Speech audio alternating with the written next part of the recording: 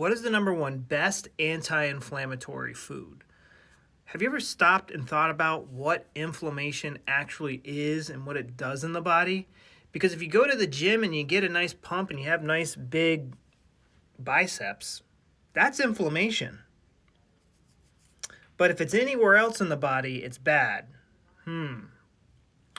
Inflammation is the body's response to injury. So we don't want to eat an anti-inflammatory food. That's like saying, hey, my house is on fire and I want to eat an anti-fireman food so the firemen don't show up. Why would you want to do that? Instead, we need to shift our language so that it's more logical, so that we have a prayer in fixing this stuff. We need to start saying, how do I stop injuring my gut? Injury causes the inflammation. Inflammation is healing. It's not good logic to say I eat anti-inflammatory foods.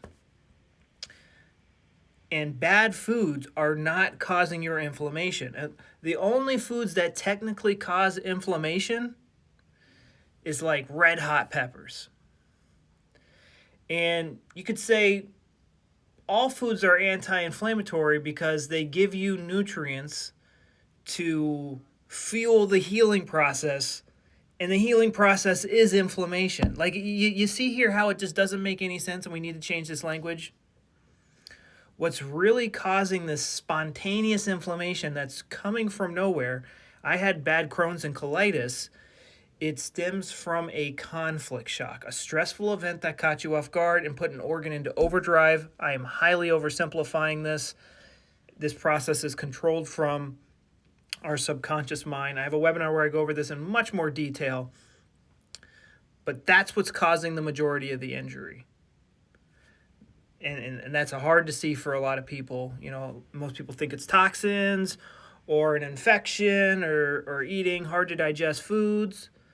But the only thing that can cause injury, not cause inflammation to cause injury on that scale, is an organ going in and out of overdrive due to a traumatic event.